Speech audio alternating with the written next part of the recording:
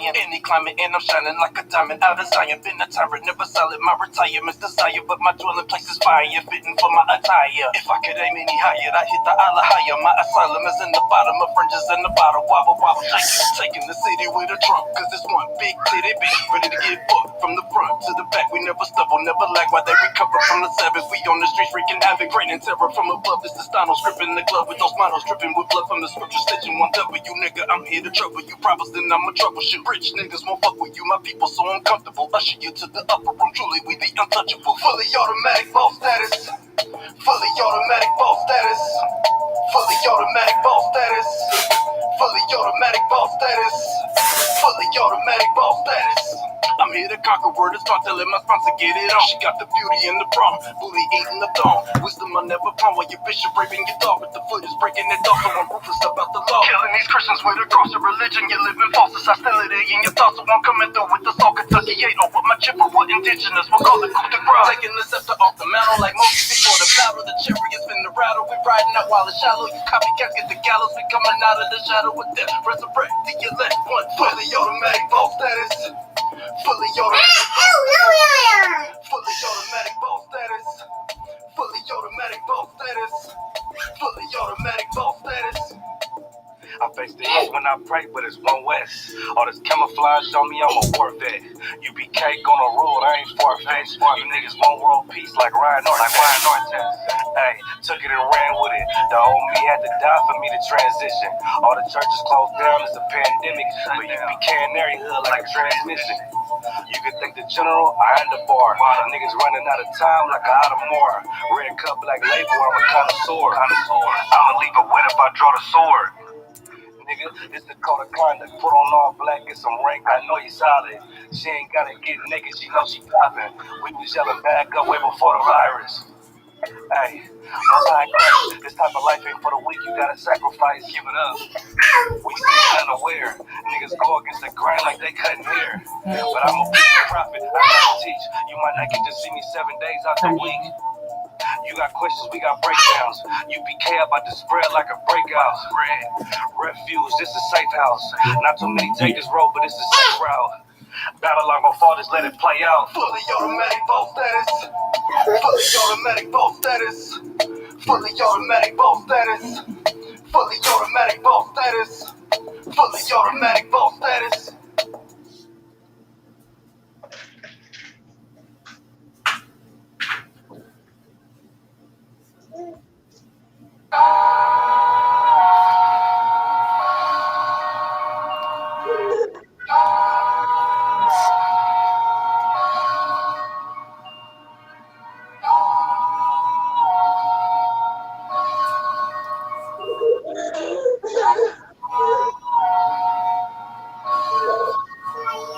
Let's get the people something they can hear as they veer to the left.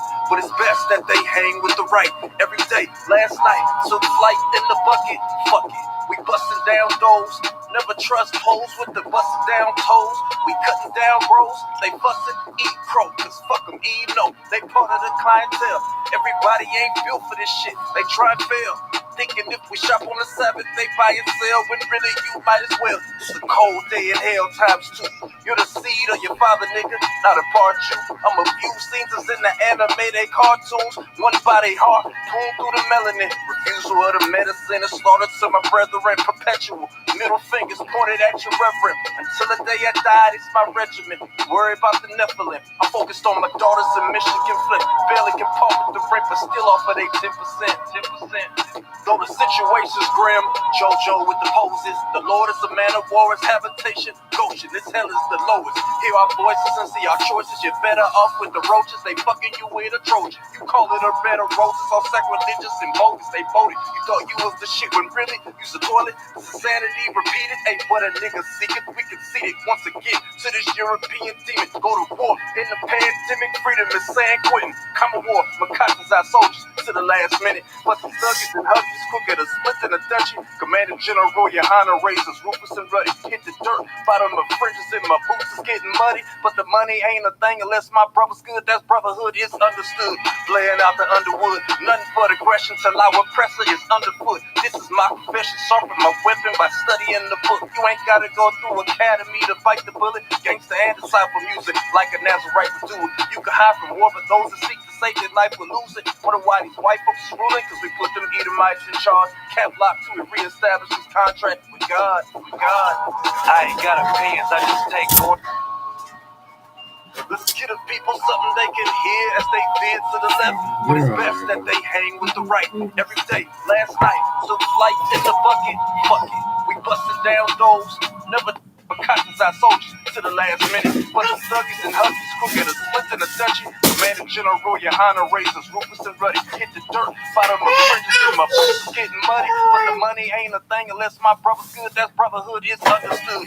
Playing out the underwood, nothing but aggression till our oppressor is underfoot. This is my profession, sharpen my weapon by studying the book. You ain't gotta go through academy to fight the bullet. Gangsta and disciple music, like a Nazarite would do it. You can hide from war, but those that seek to save their life will lose it. Wonder why these white folks is ruling? Cause we put them Edomites in charge. Cap lock till we reestablish this contract with God. I ain't got opinions, I just take orders. Too easy to be a coward, I can't change garments. Same story like Adam and Eve. Found out they was naked, try to sow some leaves. I'm just trying to sow what I reap. If the blind lead the blind, then that hole will be deep. It's the work of the Lord. God rolling my sleeves. With him digging up evil, nigga, and rolling up weed. I know what I see. My people destroyed y'all. Who gave that white image? People destroyed y'all. Feel like Marvin Gaye. Tell me what's going on. Yesterday I seen this black man on the overdose. Same day DMX died, hell is cold. If you value what they teach, you'll never grow.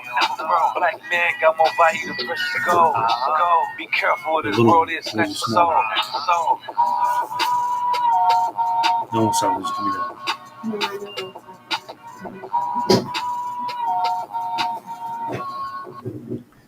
Cause I be one west to the death till they bury me.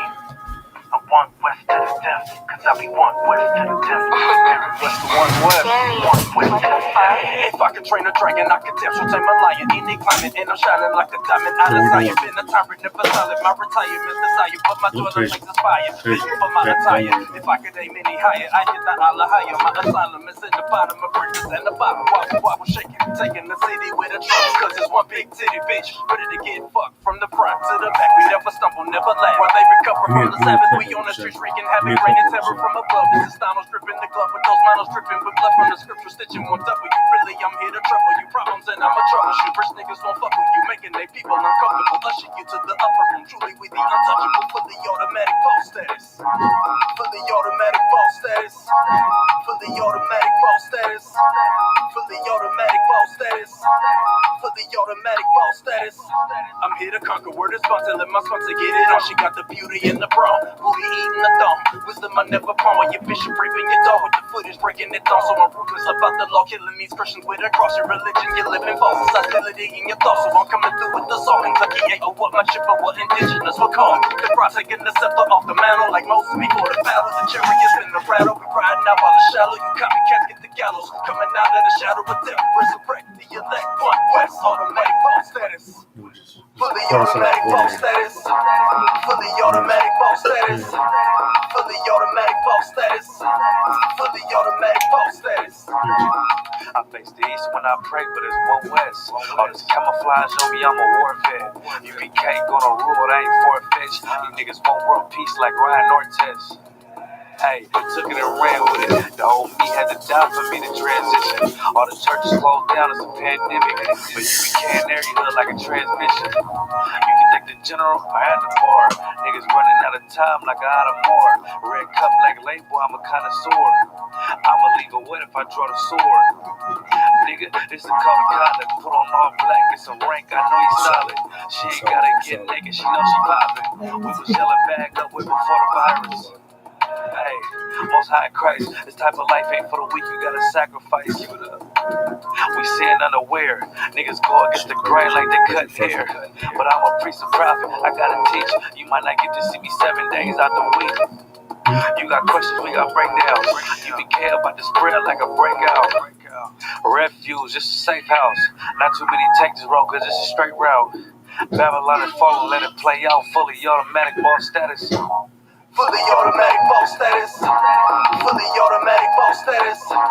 Fully automatic ball status. Fully automatic ball status. All right, Shalom Israel, this Israelite School of UPK start out at 1 West 125th Street, Harlem, 125th Street, Harlem, New York, under Commander General Yohana. And we need to find that chord for that speaker. You know what I'm saying? I'm not Zob Officer 500. Today is a Monday night history class where we're going to history. You know what I'm saying? Sometimes we might go into other books. Sometimes we might just use the Bible because the Bible is Black, Hispanic, and Native American Indians history and records. You know what I'm saying? And today I got with me Officer Karan Yala, Officer 50, as usual. You know what I'm saying? Hold down this ISBK Sacramento like we're supposed to. Hey, did you get those pictures that I sent you? Okay, most time Christ. And I sent you 2 articles and 2 pictures. Yeah, man. So today's topic, we gonna get into the lost tribes and promised lands. You know what I'm saying? If y'all ain't got this book, you can go on the ISBK website. You know what I'm saying? This is a good book to have if you want to know about history. If you want to prove if you want to go outside of the Bible, because the Bible proves everything. But if you want to go outside of the Bible and you want to prove that Hispanics or so-called Native American Indians or Israelites, this is a good book to go to. You know what I'm saying? It's a lot of good information there. So we're gonna get into that book, and we're gonna get into the Bible. We're gonna get into Nat Turner knowing he was Israelite. We're gonna get into who else? We're gonna get into the history of Israelite Hill. You know what I'm saying? Of the people of Virginia knowing that there was Israelites. You know what I'm saying? Because it was common knowledge for Black people to read the Bible after slavery and during slavery, and to correlate to what happened to the Israelites in Egypt to what they was experiencing in their everyday life.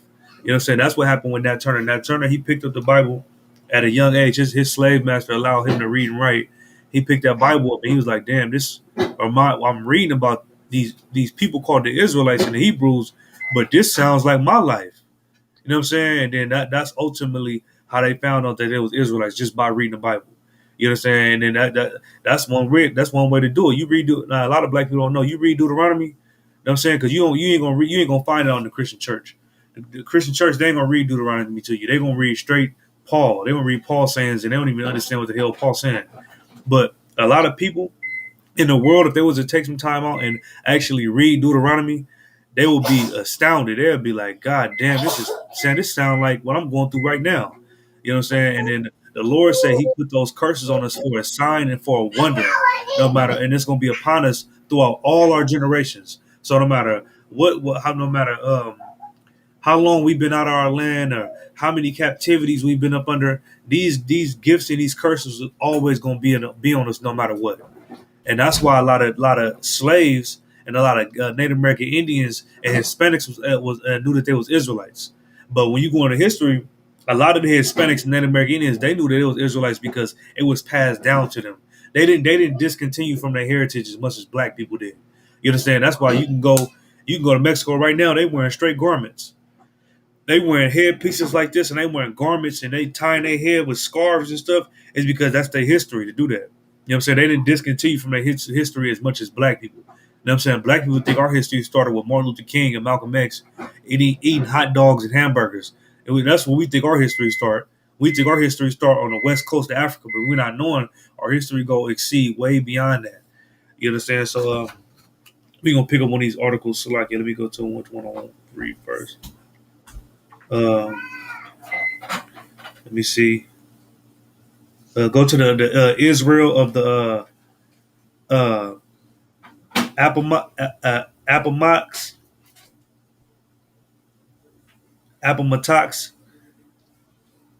Okay.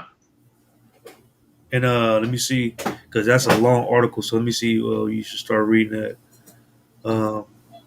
You can scroll down. Let me see.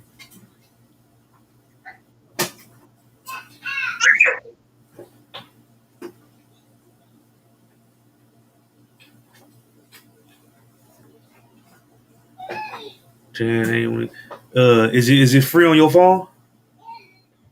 I ain't gonna sir. It ain't even downloading. It ain't download. Nah. It's on here. Yeah, it just popped on here. Shit. Nah, it ain't free. Damn, it was free on my phone. Now it's saying I gotta pay for it. That's crazy. That was deep right there. It just got a description here, but it ain't free. Okay, so no sweat. Um, let me pull this other article up right quick. You know what I'm saying? Yeah, I don't know what that's about, boy. They hating like hell. Man. You know what I'm saying? But we gonna pull this article about Israelite Hill and how the first black church was founded by people who called themselves the Israelites, and they became free slaves, and they named they land, and they named their church and everywhere that they lived at, because it was segregation at the time. They named it Israelite Hill. You know what I'm saying? They called themselves the Israelites. All right, so hold on, let me see. All right. You talking about that say Israel on the Appomattox? Yeah.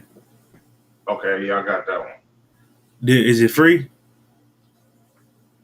Israel on the Appomattox, and it's talking about Israel. Is this talking about Israel Hill? Yep. Damn, it was free. Oh, let me see.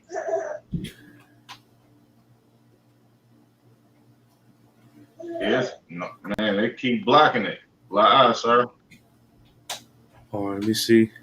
Okay, so I went to Google and I looked it up again, and now it's free again. I don't know what the hell that's about.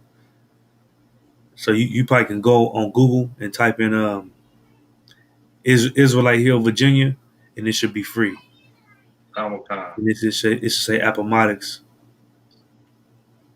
You understand? So yeah, we gonna get a little history of like people knowing that there was Hebrew Israelites. It didn't just that knowledge didn't just start with brothers in the ISUPK. You understand? We just who the Lord appointed to govern our people under Commander Junior Hunter. But this knowledge has exceeded far way before ISUPK even existed. People knew that they was Israelites. You understand? But knowing that you're an Israelite don't mean you're in the truth. So just understand that. You understand? Don't take this class and then say, nigga, see, we've been known we was Israelites. We ain't gotta be an ISUPK. No, you and if you want to serve God, you want to follow Christ, you have to be an ISUPK. You know what I'm saying? Because we can get into how these niggas knew they was Israelites and they still was trying to sleep with white women. You understand? Right. But they just knew who they was because the prophecies. You able to download it? You want the New York Times one, right? Yep. Okay, hold on. Let me send it to myself and see if I can do it like that. I might just have to go straight. Matter of fact, I can send it to you too. Hold on.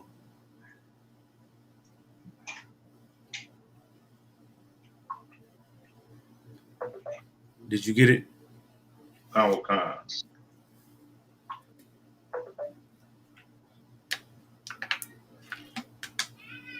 Okay, week to wild, sir. Okay, now scroll down and go. It's go doing past it again. It did it again. Yeah, I'm gonna just have to go straight off of Google. Where you want me to scroll down to, sir? Go scroll down to if you on Israelite Hill, Appomattox. Right, come. Okay, so scroll down and you see like the little robot and it say how new science is changing. It should be like different colors. It's like the fourth paragraph. Third or fourth. Yep, third or fourth paragraph. And it starts with Sam White. You understand? And if you got it, sir. You got to start with Sam White. Okay. And then for the viewers and everybody at home, man, if you watching, make sure you like and subscribe and share the class, man. Support this truth and make sure you put your name, city, and state so we can mark you down for attendance, man. So we can start building up our communities, man. But you can start reading when you got it. Sam White could not guess that the war's final drama would unfold on the very ground he looked out upon in 1863. Okay, so look, Sam White was his brother who got freed by his slave owner. His slave owner was like, man, look, what we did was wrong to black people. I'm gonna give you some land and you can be free. You know what I'm saying? And then so on and so forth. So then he started trying to figure out like, damn, how the hell I'm gonna be free when everybody else is a slave? What I'm gonna do with this land? You know what I'm saying? Keep reading, Bogashaw. Come on, sir. General Robert E. Lee fight his last major battle a day's march east of Israel Hill in April 1865. Keep going. Lee would hold Lee would hold one final urgent meeting with the Confederate Secretary of War just 2 miles from the White Farm before he set out toward neighboring Appomattox Courthouse. And Ulysses S. Grant would write to Lee later that day from the same place, suggesting that the Confederate general surrender. Yep, keep going. Nothing so dramatic had happened in the neighborhood up to 1863. But even by then, the war had hit White and his friends hard. The Confederate Army had called perhaps a dozen men into its service from the little settlement of Israel Hill alone. Right, so now he just giving you a little background on the war. The North was against the South. Abraham Lincoln was allegedly trying to free the slaves, but really he wasn't trying to free the slaves. He was just trying to do anything to not let the South beat him. You understand? Not have power over him. So he was like, man, I'm about to free the slaves. I'm a president. Now, they ain't finna have no power over me. I'm finna free them, nigga. I ain't finna make them go to war against me. He was on something like that. But keep reading, Bogashaw. Come on. Sam White's experience of peace and war reflected that of his society and his time, yet in some ways he had lived a different sort of life than most other small farmers in the South. For one thing, right, he knew that he lived totally different from all the other small farmers. Them niggas had to pick. And when they say farmer, it just means cotton picker. That's all it means. You know what I'm saying? Right. I was looking at my genealogy. I found all my family last night. And that's exactly what it said. It said farmers. And then it tells you what they farmed. And it said cotton. I'm like, man, there's some straight devils, boy. That's slick terminology. You know what I'm saying? I looked it up last night. You know what I'm saying? Keep going, Bogashaw. For one thing, he and Phil White, his kinsman and neighbor, had made enough money to buy and sell number of lots and buildings in Farmville. Mm-hmm. In an overwhelmingly agricultural South, White had played his part in the rise of a would-be boom town. Right. So once he got free, he started buying property, he started buying buildings, he started buying things to where his sons and children, if he have some, can pass this down to their children, and they ain't got to worry about going to work for no white people. They ain't got to worry about being slaves or going back to a plantation and becoming a sharecropper and picking cotton for somebody for promises that when you get done picking this cotton, we gonna give you some money, and then they never give you no money. You know how much that happened? My grandma didn't tell me stories about that. She was like, my grandma told me, yeah, my dad came from Arkansas. And then I'm saying he was sharecropping. And he told the slave master was like, yeah, man, you pick a certain amount of cotton, man, I'm gonna pay you, I'm gonna give you land and all that. And after he got done doing it, he was like, man, he pulled a shotgun and put it in his face. He was like, you better get the hell off my land. I ain't give you nothing. That was happening to all black people. So what he said is that I started buying these buildings and doing all this stuff. So nigga, I noticed that I'm different. I had the opportunity to not be the nigga that's in the field because a lot of slaves. There was farmers picking cotton and sugar cane and rice and all that, but they didn't have no education. Like I literally was just looking up that last night. My grandpa was 75 years old. He picked cotton till he was 75 years old, working 40 hours a week picking cotton. You know what I'm saying? 75, and his wife was 58. You know what I'm saying? He had 3 sons, bro, and a daughter, and they all was in the plantation field. They all was in the field, and guess what? None of them have educations, but the women. The men didn't have no, so that's why he's saying, he's like, man, I know that I grew up different from all the rest of everybody else. I got an education. I'm smart. My slave master allowed me to do things that other slave masters wouldn't allow. You know what I'm saying? So let me take this opportunity and help my people with it. You understand? Keep going. I'm kind. But there was another deeper reason White saw the world from a different angle than other Southerners of his economic level. in a society where most landowners and most freemen were white, and where most African Americans lived on their lives as slaves, Right. lived out their lives as slaves. Right. He said, but there was another deeper reason why White saw the world from a different angle than other Southerners of his economic level. Yeah, because you had a few black people that got their freedom from their slave master. You know what I'm saying? But he viewed things totally different from how they viewed it. You understand? And why is that? Because he knew he was Israelite. You know what I'm saying? That nigga knew it was something different about the whole experience of being a slave and being on the plantation. You gotta remember the same thing happened to Moses. Moses nigga was a kid. You know what I'm saying? Pharaoh's daughter found him in a damn basket and then brought him in the house, and he was able to live in the house and being he was able to be given an education and a good life. You know what I'm saying? This brother White related his life to that. Like, damn, that happened to me. I was able to be in Pharaoh's house and get a good life and get a good education and all that. You know what I'm saying? But he looked at it life totally different from everybody else. You know what I'm saying? From your Reverend Al Sharpton and T.D. Jakes and all them who get money and live in the White House. I mean, living in the oppressed house and still don't give a damn about black people. This brother didn't have that same spirit. Keep going, Baukashaw. Come on. Sam White was both free and black. Man, he was free and black. You know what I'm saying? That nigga was free and black, and he was educated, and he had money, and he had land. You know what I'm saying? Keep going. Apparently, of purely African ancestry, a tall man in a family of tall men, he still carried his century-old frame erect as he visited the houses of his neighbors, all of them, like him, former slaves and children and grandchildren of former slaves, to talk about the developments in the southern world that Lincoln and his armies were now struggling to change forever. Right. He was like, man, look it. My slave master gave me the game. He gave me this money. He gave me this property, this land. Look at, man, we can do something with this. You know what I'm saying? We can create this society that's for us. You know what I'm saying? We can create a society that we don't have to worry about working on the goddamn plantation. Y'all free, we free. Let's work together and make some up out of this. Let's not all be separate. Let's you got money, I got money, you got land, we got land. Let's build together. You know what I'm saying? That's what he was on. Keep going, Baukashaw. Come on, sir. White's life journey from slave to free man, from property to proprietor and entrepreneur have been channeled by the great changes his country had gone through since his childhood.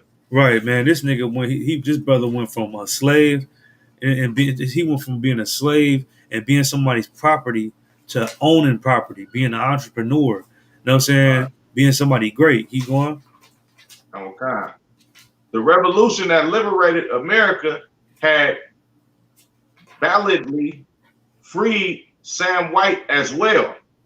His master, Richard Randolph, wealthy son of a great Virginia planter family and brother of the future statesman John Randolph and Roanoke, of Roanoke, had become notorious at 22, accused of impregnating his wife's sister and killing the unborn baby. Randolph had been acquitted in a spectacular court hearing with the help of his attorneys, Patrick Henry and John Marshall. But that generation of patriots had given Randolph something grander than a defense of his good name, the legacy of the American Revolution and its Declaration of Independence. Keep going, Baukashaw. Come on. Citizen Richard Randolph, as he called himself in the style of French revolutionaries, had unwillingly inherited Sam White and scores of other slaves from his father. Right, so his slave master, he inherited slaves. His dad left him slaves, and his brother White happened to be one of those slaves that he left him. Keep going, Bogus. And he was giving those slaves at 22 years old. You know what I'm saying? Keep going, Bogus. When Randolph died at 26 in the year 1796, he left a will written in his own hand that took the form of a ringing abolitionist manifesto. Randolph took special care to humbly beg his slaves forgiveness for his part in the infamous practice of usurping the rights of our fellow creatures, equally entitled with ourselves to enjoyment of liberty and happiness. And he called for Sam White and the others to go free. Right, man. So on his deathbed, he wrote a will saying that, man, look, we should have never enslaved y'all. You know what I'm saying? I felt bad that my foreparents enslaved y'all, and and as a result, I inherited slaves, and y'all my slaves. Forgive me. And he said that he begged. What did it say again? It said Randolph took special care to beg his slaves forgiveness. He was begging them for forgiveness. Like, man, please forgive me. You know what I'm saying? I don't even want no slaves. I ain't built for it. You know what I'm saying? Please forgive me for what my ancestors did. So let's see what he did. You know what I'm saying? Keep reading, Marcus Shaw. Come on, sir. Richard Randolph was not the only Virginia emancipator. And it said, and he called for Sam and the White. So he said, he called for Sam White and others to go free. So he begged them. It was like, please forgive me, and look, y'all can go free. You know what I'm saying? Right. Keep reading, Marcus Shaw. Come. Richard Randolph was not the only Virginia emancipator of his era. George Washington left a will at about the same time, providing that his slaves be liberated at his widow's death. Contemplating the inhumanity of slavery, Randolph's cousin Thomas Jefferson once wrote, "I tremble for my country when I reflect that God is just." Damn. Right.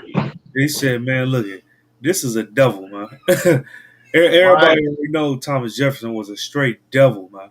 He wasn't like your ordinary devil that you see going to the store with you. And he hated Black, Hispanic, Native American Indians. And when I say he hated them, he hated us. You know what I'm saying? And at the time, I don't know what the hell they talking about George Washington. George Washington was a goddamn devil, too. He had slave teeth in his mouth. You know what I'm saying? Well, they talking about, he said that when his widow died to free his slaves and all that. Man, I don't believe that crap. But at this time, go ahead. If I may, sir, man, that literally is, I don't know how true that is, but I don't think it's too far-fetched. Like, this damn devil still wanted his wife to be able to be served by slaves until she died. Right. You know what I'm saying? Oh, no, hold on. Slack, I thought it was saying that he said to free the slaves. Yeah, after she died. Oh, damn! Yes, I'm tripping. I'm looking at it totally different. Yeah, exactly. No, Salaki, that's 100% correct. This nigga said, Salaki, this Edomite said that make sure she keep the slaves up until she died. When she died, you know what I'm saying? Because you gotta understand why he said that. Why he said that? Because George Washington couldn't have kids. He didn't have kids. But I guarantee if he was able to have kids, he would have said that they can never go free. Exactly. But being that he couldn't have kids, he was like, well, after my wife died, then let him go. Let somebody else have them. You know what I'm saying? I don't got nobody that's close to me I can give them to. I ain't got no family. You know what I'm saying? I ain't got no kids to give them to.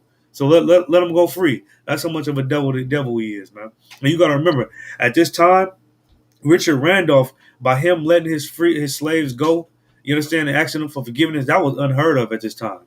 You understand? This is before Abraham, way before Abraham Lincoln. This is before the Emancipation Proclamation. This is before all of that.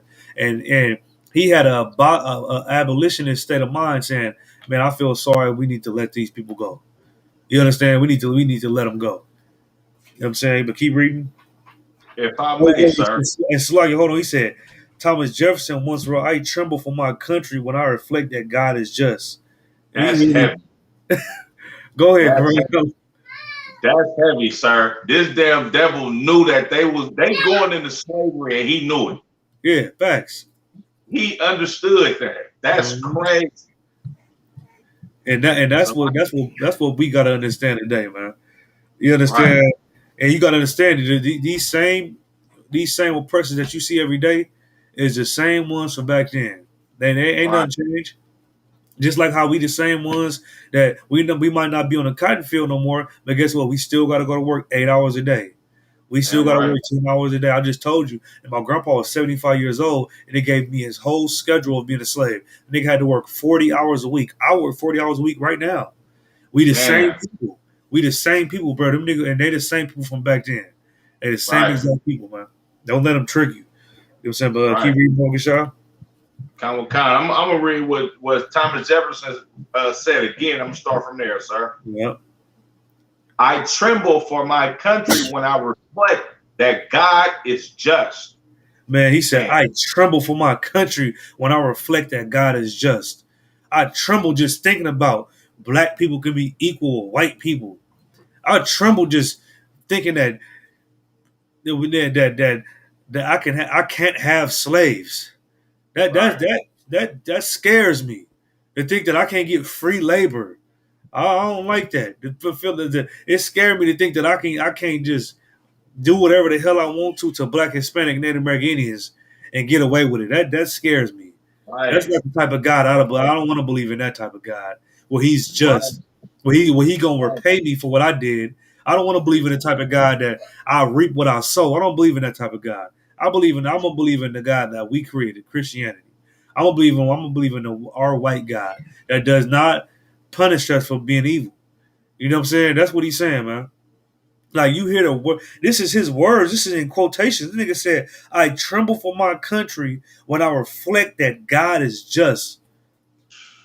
You ever been so scared of a goddamn dog you trembling? Like, oh damn, they all want to be around that dog. Nigga. He said don't bite, but nigga, it looked like it bite, nigga. I ain't petting it. It pet it through. It's in the gate, bro. Just pet it. No, I ain't put my hand through that gate and pet that dog. Nigga, you tripping? You know what I'm saying? Nah, that's trembling. He said he trembled just thinking about. What did he say? He said, Right. I tremble for my country when I reflect that God is just. He trembled. Because guess what? He should tremble. Because if God is just, guess what that means? That means he's going to go into slavery. If Right. God is just, that means his children is going to be slaves. You understand? If God is just, that means they're going to have to build up a whole country for the same people that they're oppressed. You understand? They're going to have to do the same thing black. They're going to have to be in servitude like Black, Hispanic, and Native American Indians was in servitude. And just thinking about that, it should make you tremble. It should Right. make you afraid. You understand? It should. That's horror. You understand? That's exactly what black people are going through right now, man. We was once kings and queens. You know what I'm saying? In Europe, not biblically, but you know what I'm saying. At one point in time, we was once royalty, man. You know what I'm Right. saying? Right. And now look at it. I know King James and them trembled just knowing that, damn, this kingdom is falling. I gotta get the Bible translated into English because English is the dominant language, and I don't want my people to forget they Israelites. Let me get this Right. translated to English because man, these Edomites, these devils taking over everything, and I know I'm next. Nigga, I Right. know black people who ruled Europe and Turkey and Russia at the time. I know they trembled just thinking about like, damn, nigga, these devils coming out these caves and they conquering everybody.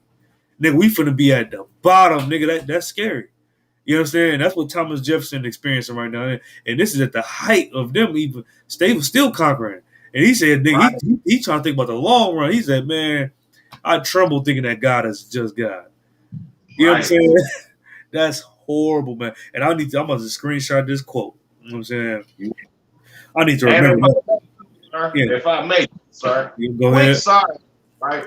A lot of blacks, Latinos, and Native Americans that don't want to accept the truth, y'all think we just some crazy niggas, bruh. Man, I'm telling you, these elites know exactly what the hell we teaching in these classes on these street corners is true. Nigga, this is Thomas Jefferson in the time of slavery saying he trembles because he know the Lord is going to pay them back. You think these elites today don't know what the hell is going on? They know damn well they going into slavery. They know blacks, Latinos, and Native Americans and Israelites. And they know the Lord is going to wreak havoc on them for what he did to his dear chosen children. Salakia, sir. I just wanted to say that. No, hell no, you too wild, man. That's facts. That nigga know it. You know what I'm saying? He said Slagia, sir, was King James a Judite? Yeah, King James was either a Judite or he was a Benjamite, one of the two. This a good book to have right here. Let me see. Damn, it ain't even up here. Sorry, give me that book under the table right there. By that green shoe up under the TV. Give me that book under the TV. Yeah. You see that Air Force One? You see them black and white shoes? It's right in front of them black and white shoes.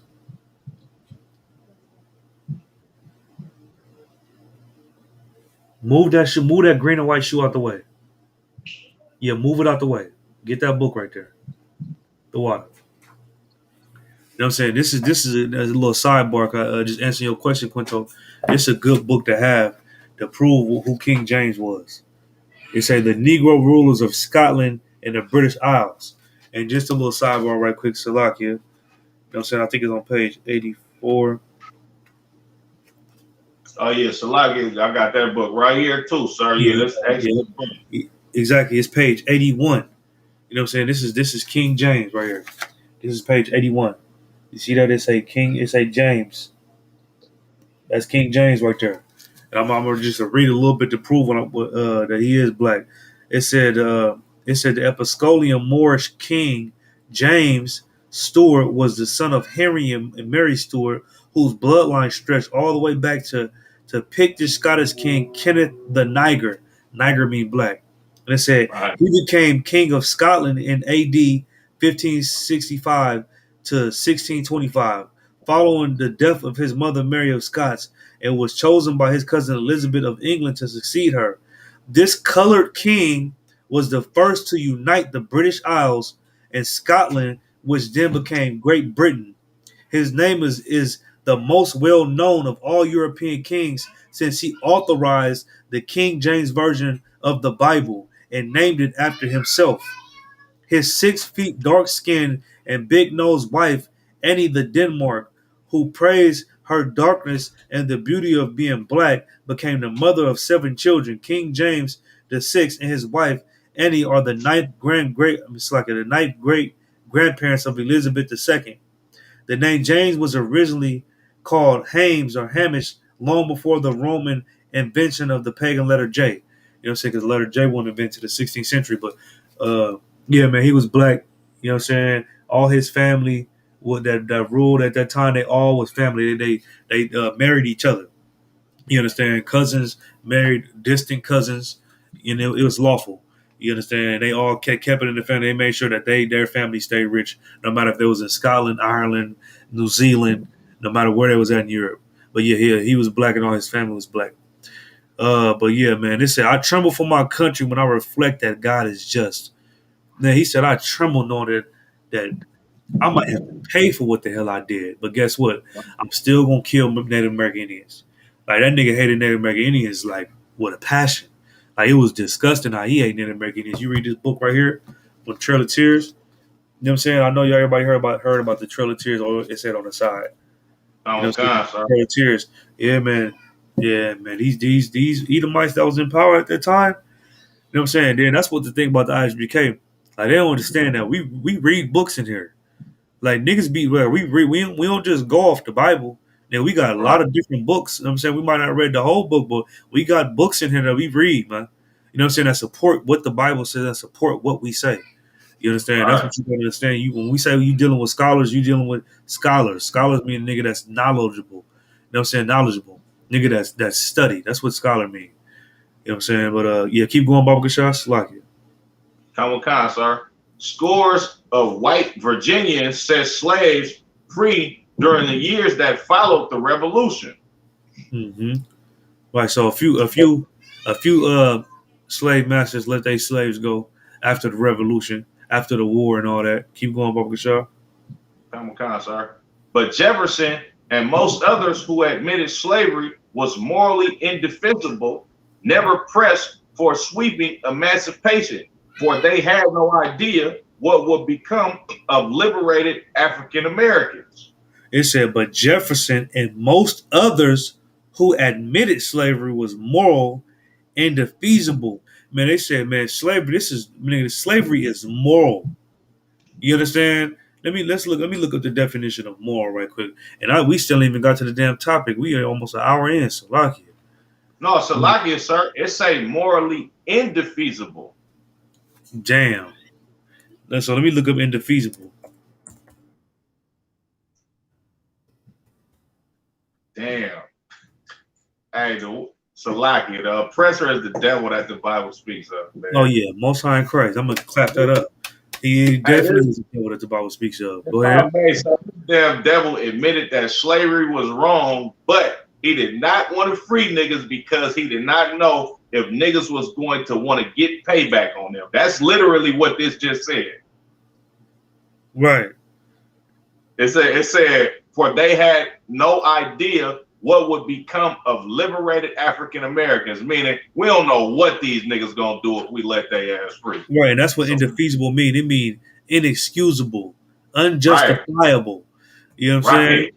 And you brought it on here, but that's exactly what it means. He said, man, look, I don't know.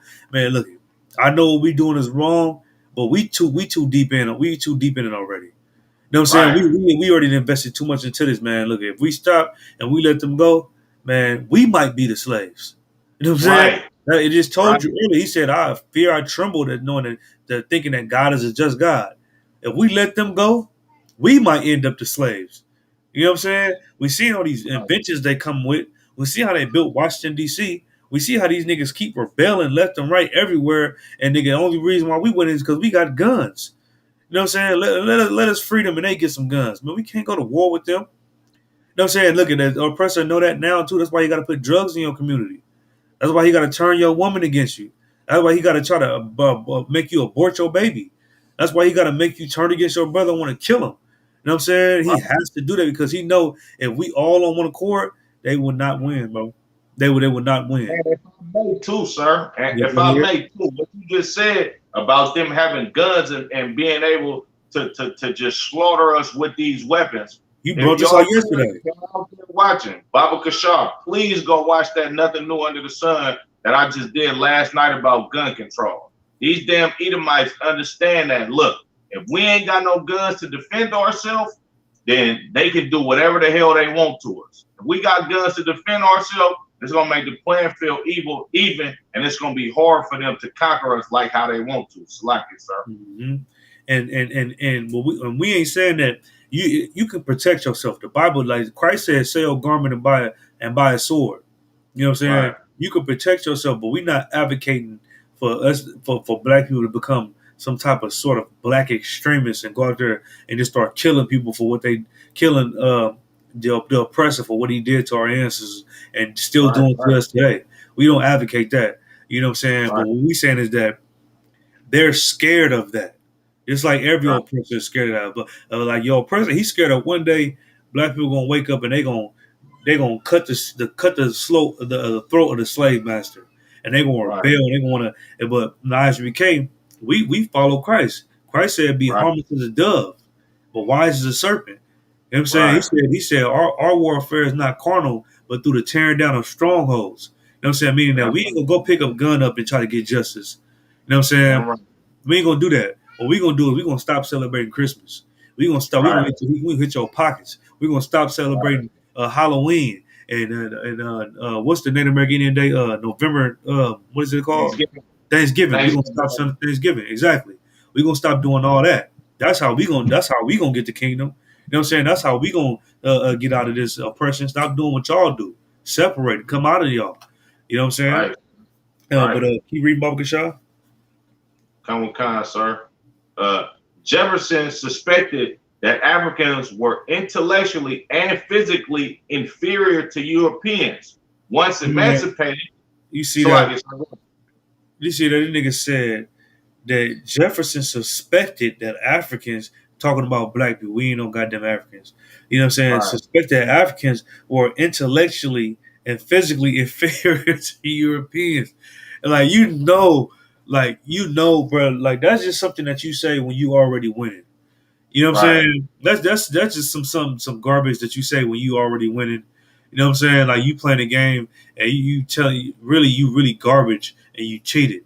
You know what I'm saying? But you telling the person you playing like, man, this is easy, bro. Like you weak, bro. Like, you know what I'm saying? You ain't, bro. I'm way rawer than you, but then you cheated though. You know what I'm saying? Right. That's what this nigga like. Come on, bro. You gotta be for real with yourself. Nigga, I can see if you say the intellectually, but you said physically too inferior. Man, the oppressor built funny. This nigga's out of shit. Like everything about him is disgusting. You know what I'm Right. saying? Everything about this nigga said. He said we intellect like not this nigga, but this oppressor said suspected that Africans were intellectually and physically inferior to Europeans. Man, the Native American Indians was on horses with no hands shooting arrows, bro. Winning Right. wars. You know what I'm saying? The Haitians defeated the oppressor. You know what I'm Right. saying? And the oppressor had nothing but guns. Right. And he want to sit up here and lie and say that, come on, bro. You go ahead. Right. Floyd Mayweather that knocked out every white boy he fought. Yeah, this nigga knocked out there is no white Jordan. ain't No, no white LeBron. Ain't no hey, white Floyd. You know what I'm saying? Ain't no nigga, come on, bro. Like, but this is something you say when you already winning, man. You know what I'm right. saying? And look, guess what? I don't hate him for saying it. You know what I'm saying? Like the story is always told by the victor. The story is Right. always told. I mean, yeah, the story is always told by the person who won the battle. You know what I'm saying? The Right. person who's defeated, he don't get to tell this side of the story. You know what I'm Right. saying? The whole time you go ask slaves back then, they was winning every battle. Only reason why they lost because you niggas had gallant guns when y'all had shoot hundreds of bullets at one time. But going to actual war, man, y'all wasn't built like that. Y'all niggas Right. ain't built like that. You know what I'm saying? Y'all niggas ain't built like that. But keep going. That's crazy. Keep going. Come on, sir. Once emancipated, he believed they would have difficulty surviving among whites. Do you hear that? And this is why the oppressor is the devil that the Bible speaks of. Because Right. this coming out his mouth, but he's lying. Right. Like at this time, black people didn't invented everything, man. We done invented everything you can possibly think of that was invented in the 18th century. You know what I'm saying? 1700s. We done invented literally everything you can think of, bro. We invented soap for their dirty behind. You know what I'm saying? Right. Everything, bro. And this nigga just said that once emancipated, he believed they would have difficulty surviving among whites. So just how much of a devil he is. He's saying that if we emancipate them, that they're gonna have. I care about them so much that I care about their well being. They're gonna have trouble catching up to us for these past 200 years we've been advanced over them. They're gonna have or the last 100 years we've been advanced over them. So let's keep them Right. as slaves. Let's keep them as slaves. It don't make no sense to free them. They're gonna have a hard time trying to catch it. That's what your oppressor say all the time when he enslaved us. He said, no, they're gonna I mean, when they put us in jail, first off, they lock you up for something you ain't even do. And then Right. they told me you need to be rehabilitated for 25 years. You go to board, you know what I'm saying? You trying to get let out. They already know you in there for some bull crap. And they tell you, no, you still need time to recover. You know what I'm saying? I see you got to write up for a phone. You know what I'm saying? You still need time to recover. You're not really developed like that. You know what I'm saying? Like, bro, these oppressors, the devil that the Bible speaks of. You know what I'm Right. saying? So, like, let me get this charger right quick.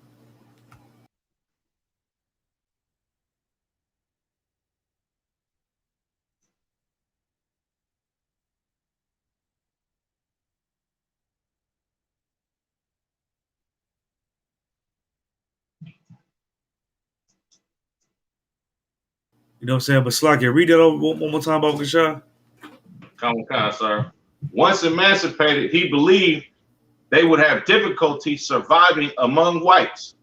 Man, so not only are we intellectually and physically inferior to them, you know what I'm saying, but we also dumb. And we won't be able to recuperate from slavery for 100 years. We was only enslaved 100 years at this point, almost 200 years, 175 years or something. He said, "Man, look, if we free them, I'm worried about them. I'm worried about them. You know what I'm saying? That's what your president always saying. I'm worried about you. Are you okay, man? Look, ain't nothing wrong with me, bro. We should, like, nigga, something wrong with you because you keep asking me, like, nigga, what's wrong with you, nigga? You know what I'm saying? Right. The hell? But that's what Right. they do. They weird. But this nigga said, I'm worried about them. Like, if we free them, they're not gonna be able to function in society if we free them. So we have to keep them down. We have to keep them, and we got to keep them on a plantation so we can show them how to be. Meanwhile, you on the plantation, they beating your goddamn back every day. They having sex Right. with your wife. You got your goddamn kid out there. This nigga's 6 years old. You know what I'm saying? Like, that's crazy. If I'm not mistaken, I looked them up. genealogy last night. And I think my auntie them was on the plantation, nigga. There was 3. Damn. Little, bro, I'm gonna see you a screenshot, nigga. There was 3. It said farmer. What? So like it said That's farmer. crazy. Nigga, come on, bro. Come on, man. This is ridiculous. You know what I'm saying? This is ridiculous, but that's how much of a devil he is, man. And he already told Like it, sir, if I may. Go ahead. That's nigga. Me and you got daughters that's damn near 3, bruh. Bro, they can barely talk, man. They can barely talk. That's crazy, bruh. They can barely talk. Damn. You know what I'm saying? It's a farmer. Nigga, like, what the hell, nigga? Come on, bro. Nigga, I'm reading this with my rib last night. I'm like, what is going on? Is this, hold on, bro, this is my family, bro? And I'm looking at them, it traced all the way back to my dad. I'm like, damn, this is my family. But this is my grandpa. This is my grandpa's dad. You know what I'm saying? Right.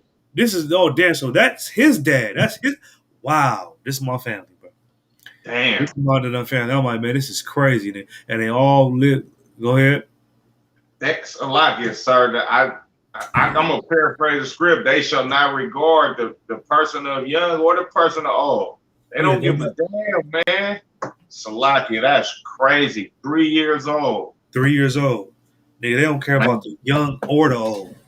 You understand? That's the type of nation that you got above. You got a nation over you that say, I don't want to believe in a just God because I might have to pay for my sins.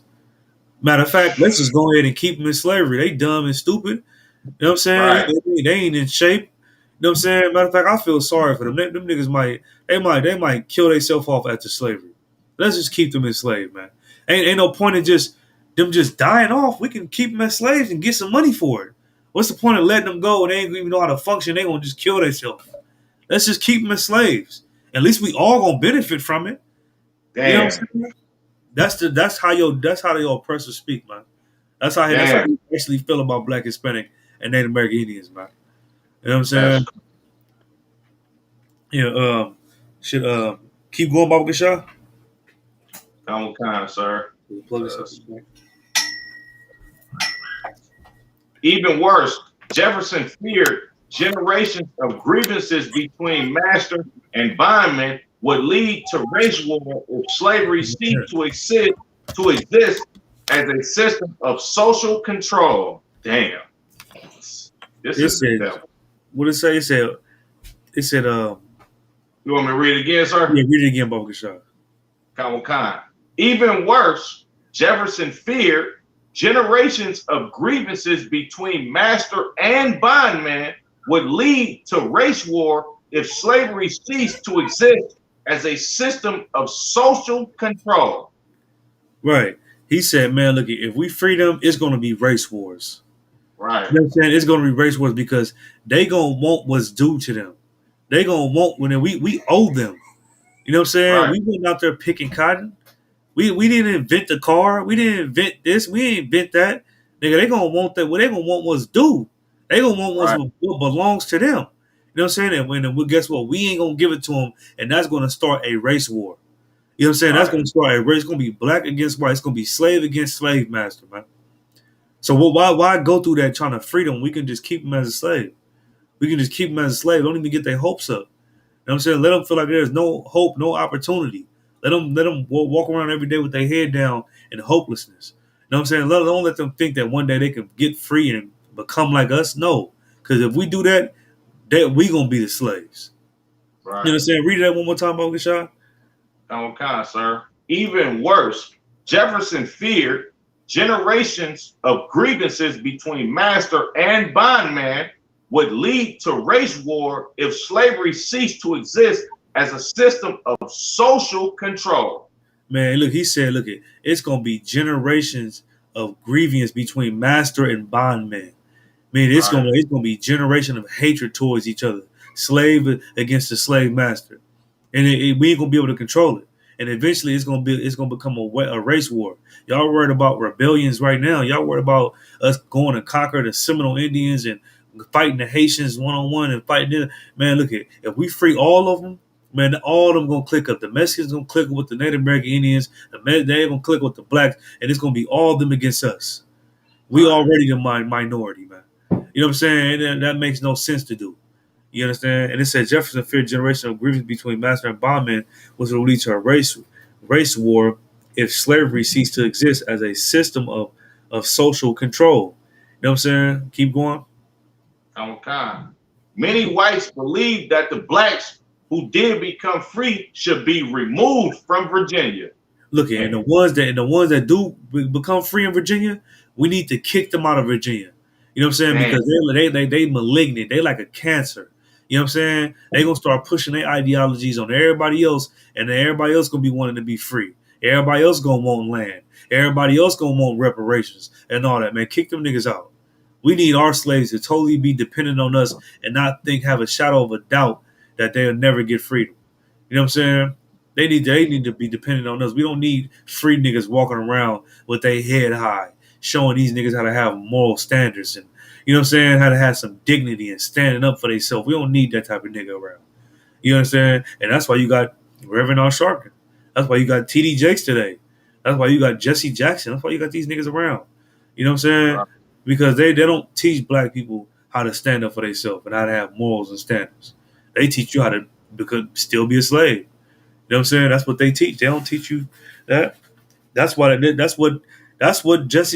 Thomas Jefferson is telling, bro. He giving the other white people game right now on what to do. Like he really giving them game. He's seeing this. He's seeing it in the he said that he looking generations from where he was at. He looking into the 1900s. He was in the 1700s. He like, it's going to be generations of grievance between bond and slave masters when we do this. Look, let's keep it the way it is. Because if we change it, nigga, in the 1900s, and nigga, 1991, man, look at, man, them niggas going to be free. We going to be the slaves. You know what I'm saying? Nigga, let's keep it how it is. Like, he literally giving them game right now, man. You understand?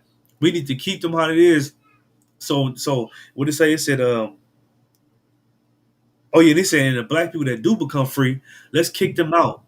Let's kick them out. We don't need niggas trying to stand up for their rights and all that. Kick them niggas out and keep the black people that's not free here with us, so we can teach them how to be, so they can teach their children and all the people around how to be. You know what I'm saying? And that's where our leaders come from. That's where our religious leaders come from. Anytime somebody gets shot and a religious leader get up there and start talking, or any leader. You know what I'm saying? Whether it's a basketball player, a rapper, you know what I'm saying? In NAACP, they are this type of person. They somebody that was raised up under the slave master on how to be. They not a nigga. They not die as ISUPK. You know what I'm saying? Like these niggas want the ISUPK gone. They trust me. They want us out of their cities, just like how they wanted them niggas just out of Virginia. They want ISUPK out of all these cities, man. But guess what? They can't do it. It ain't gonna happen. You know what I'm saying? They don't want niggas to. They don't want us to wake black people up. They don't want us to wake black women up, and you know what I'm saying? They don't want that. You know what I'm saying? That's why every time something happens with some Israelites, they trying to slander ISUPK.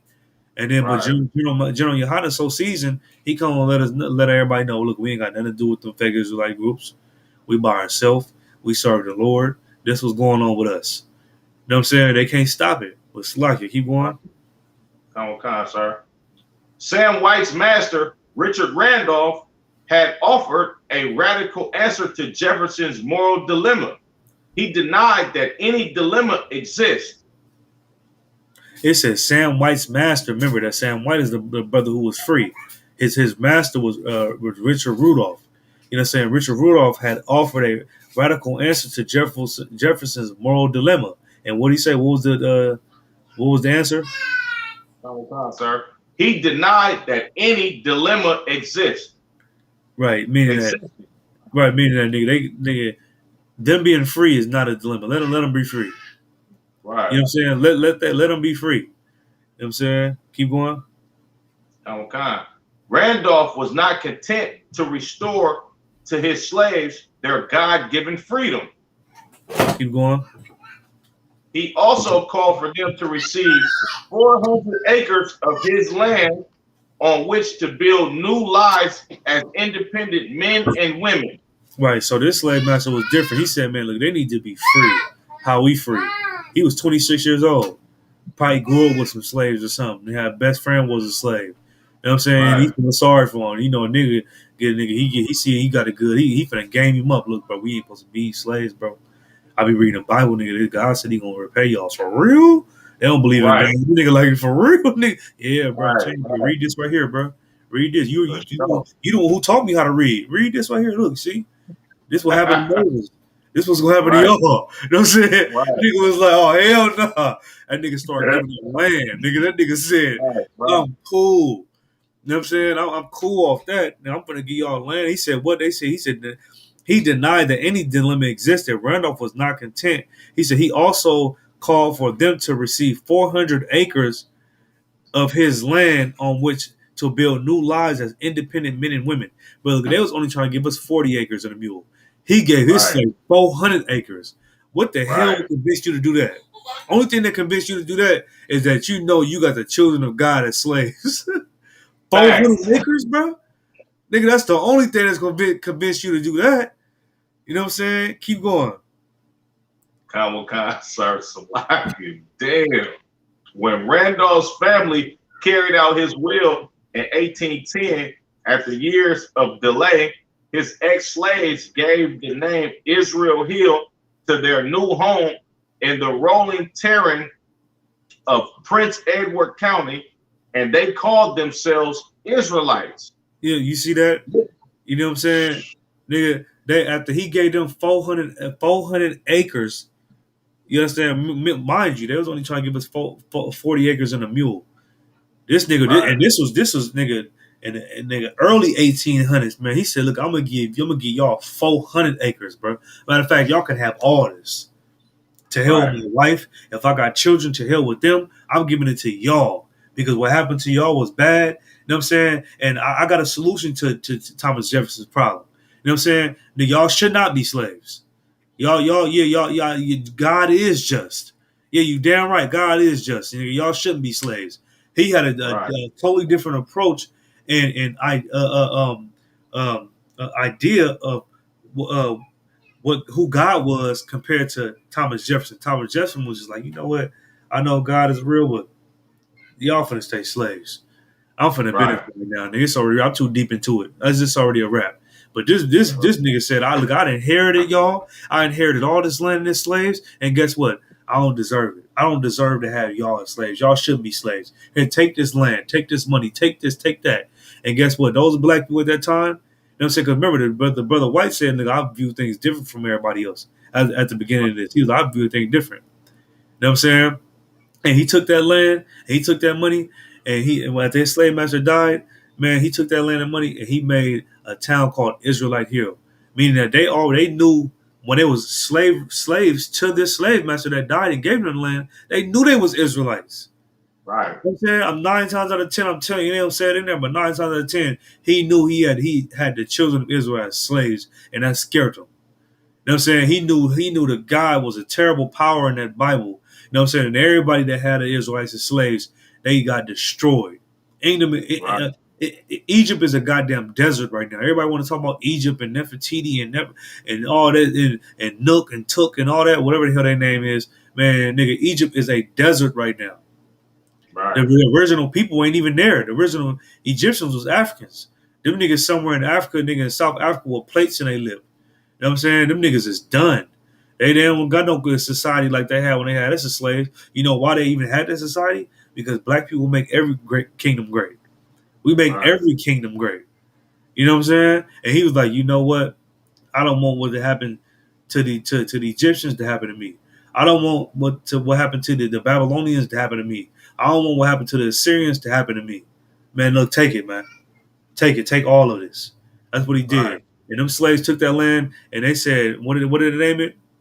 Israelite Hill. And it said, and they called themselves Israelites. And that's the whole topic of today. Black people, Hispanic, Native American Indians, knowing that they was Israelites prior to 1969, prior to slavery. You know what I'm saying? Not prior to slavery, but prior to everything, prior to the civil rights movement. You know what I'm saying? Prior to Martin Luther King and Malcolm X and all these religious leaders that took us further away from the truth. We knew who the hell we was. You understand? We knew our culture. We knew all this. You understand? But only until we started trying to get wrapped up in religion and Catholicism and Christianity, Islam, you understand? And being spiritual, burning sage, whatever the hell you want. That's when we lost our ways, man. You understand? Trying to be like everybody else. But we always knew who we was, especially during slavery. You understand? They said, and keep going. Khan.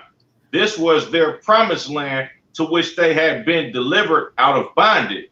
They said this was their promised land to where they had been delivered out of bondage. And guess what? They related that to the Israelites. They know that after the Israelites left Egypt, they was given a promised land that was promised them during the time of Abraham. You know what I'm saying? The Lord was going to give them a land. He promised them the land of Canaan. You understand? And they related that. They were like, man, this 400 acres. This is a lot of land. This is a lot of land. And so we gonna build. This is our promised land right here.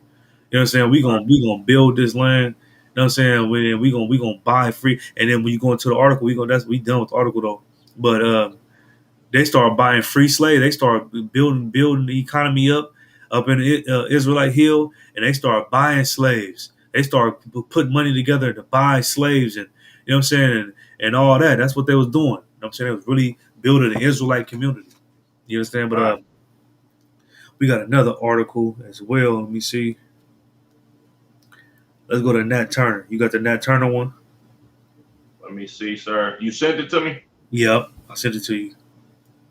All right, let me see. And we just gonna get a few stories of people, a few stories of black people and Native American Indians knowing that there was Israelites. You understand? Way back during slavery. This ain't nothing new. You understand? This has always been common knowledge, and that's why I don't understand why people, when we bring this out, people be astonished. You understand? That's why you gotta go back and reread history. We always knew we was Israelites during slavery. You understand? Only up until now we don't remember who the hell we is. You understand? But you got the Nat Turner one. Come on, sir. Or you can start. And Nat Turner was a born slave. Come on, sir. Nat Turner was a born slave in Virginia in 1800. Nat Turner's owner, Benjamin Turner, allowed Nat Turner to be educated in religion, writing, and reading. Look at, you see that? Look at, and guess what? This was another brother who was in Virginia. Guess where Israelite Hill was? Israelite Hill was in Virginia. It's another brother that was in Virginia. It's Nat Turner. I'm pretty sure everybody know who Nat Turner is and know about what happened with Nat Turner. You understand? But guess what? Nat Turner did what he did because he knew he was an Israelite. You understand? He wanted to be not that he wanted to be Moses, but he related to his story to being a prophet. He was like, nigga, I'm the Moses of right now. You understand? All my people sleep. You know what I'm saying? But you know why he was woke? Read it again, Baba Gashar. I'm fine, sir. This is why Nat Turner did what he did. Keep reading. Nat Turner's owner, Benjamin Turner, allowed Nat Turner to be educated in religion, writing, and reading. Right. That's why he was woke, because his slave master allowed him to be educated in reading, writing, and religion. And they would say, when they say religion, it's talking about the Bible. You understand? Right. And at this time, it was only one Bible. It wasn't no new translation. It wasn't no Mormon Bible. All that came out in the damn 1970, 1920, 1903. You can look it up. That's when those Bibles came out. The Bible that he was reading was the KJV. That's the Bible that Turner was reading. And he picked that Bible up, and it changed his life. You understand? It changed his goddamn life, man. But his slave master, and that's why they didn't want slaves reading. This is why they didn't want slaves reading and learning how to write and all that. Because if you knew it, and it wasn't just anything, because the slaves knew how to read and write. They knew how to read blueprints to build a damn city and build streets and all. They knew how to read. How you think slaves built Washington, D.C.? You think somebody dumb know how to do that? No, them niggas knew how to read and write. But guess what you couldn't read and write? You couldn't read and write the Bible. You couldn't read and write the Bible. That's why they was burning niggas' eyes out and doing all that. They didn't want you to read and write the Bible because during that time you was being oppressed so heavy. Well, if you read that Bible and you read Exodus, you're going to be able to relate to that so much. You're going to be like, this has to be my people. The people that it's talking about is talking about me. You read Deuteronomy, you're going to be like, damn, God said this was going to happen to the Israelites. Why does it happen to me and my people? Damn, I must be the Israelites. It's that simple. It ain't even complex. It's that simple. Because guess what? What happened to Black, Hispanic, and Native American Indians, this ain't happening. What happened to us, it ain't happened to everybody. This ain't happened to the white man. This ain't happened to the Chinese man or the Arab man or the African man. This only the things that happen to us only happen to us. This and Right.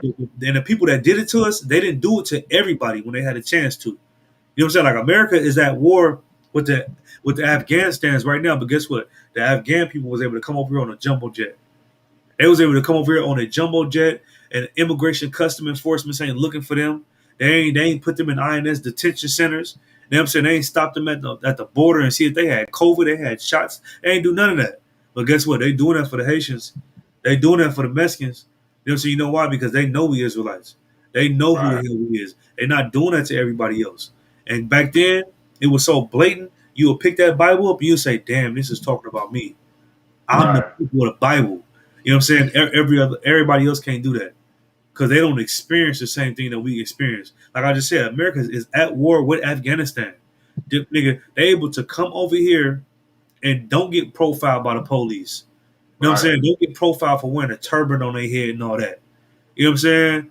They able to come over here and flourish in this country and flourish in the society, but the Hispanics, California is Mexicans' land. California is Mexico. Arizona is Mexico. Texas is Mexico.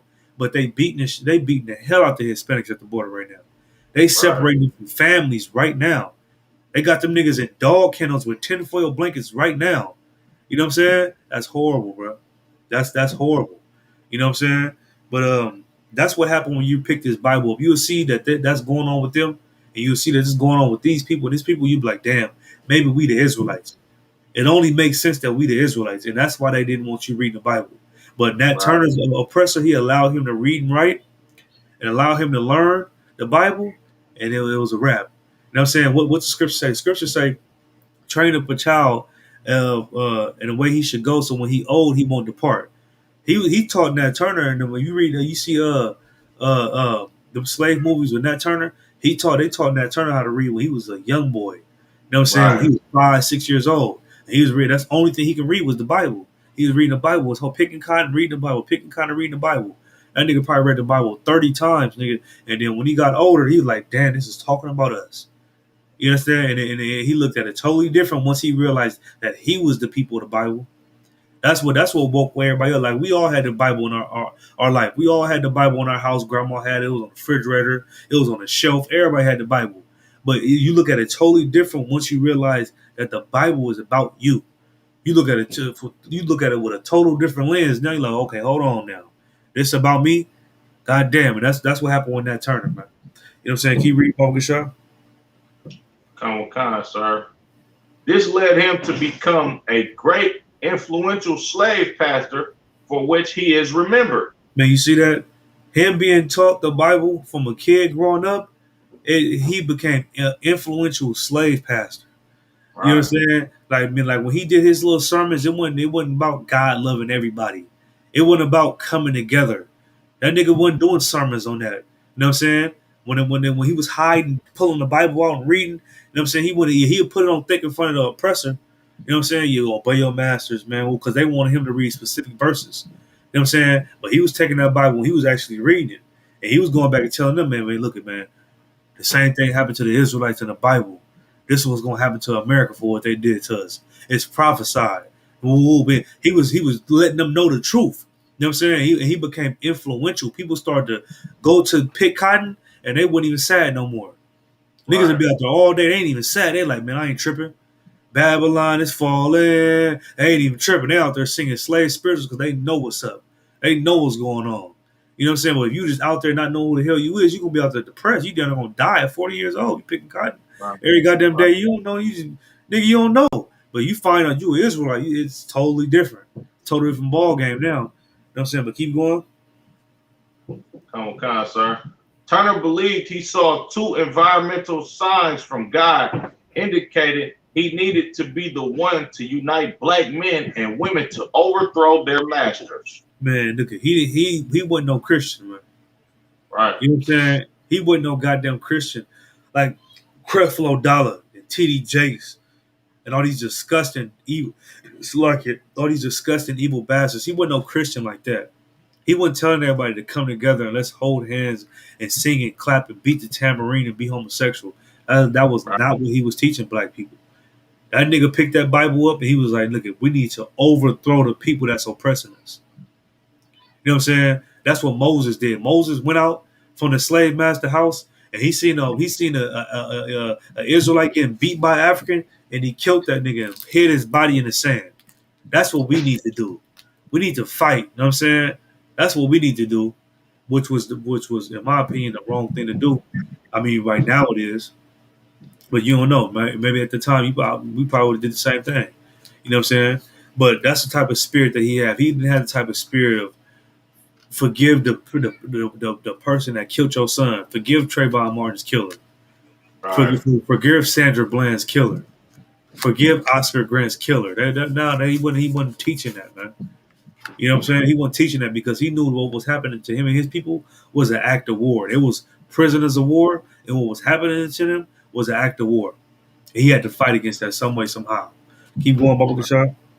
Oh, sir. However, he became ill, which caused him to delay the initial rebellion. Mm-hmm. After seeing a solar eclipse, Turner knew it was time to begin the rebellion. In August of 1831, Turner led the only successful self-sustained slave rebellion that involved killing over 50 white people, including his owner and his owner's family. Well, you see that? That's what happened when he picked up this Bible. Right. He didn't pick up the Bible and have a premonition one day. I was like, damn, you know what? I need to be a harder working slave. I need to love the people that got me on this plantation. I need to love the people that wanted to just have sex with my goddamn wife. I need to love the people that got my 3-year-old fucking kids out here picking cotton. I should love them. Damn. That's going to be so deep. Nobody ever did that before. He didn't have that. That nigga picked up this Bible. He was like, you know what? All of them got to die. That nigga read Obadiah. That nigga was like, they need to die right now. So I'm not saying that we teach that at all. We don't teach that at all. Commander Junior Hanna does not teach that. This is what Nat Turner taught. You know what I'm saying? That nigga picked the Bible up and he was like, nigga, this is out. Nigga, we need to do way more than what Moses did. You know what I'm saying? And he led a slave rebellion. He killed his slave master and his family. Right. And he went on a spree and killed 50 white people. That's what he did. You understand? From reading the Bible. This Bible is a revolutionary book, man. This is not about singing and dancing and songs and all that. I don't know how Christians read this Bible and get that from it. Like, you got to have some type of homosexual Christian spirit on you to read the Bible, where God killed everybody but 8 people. You gotta have some type of weird spirit on you to read this book and think that it's talking about loving everybody. That's weird. That's literally weird. That's not even regular. You know what I'm saying? Keep going, Baba Kashar. Okay, sir.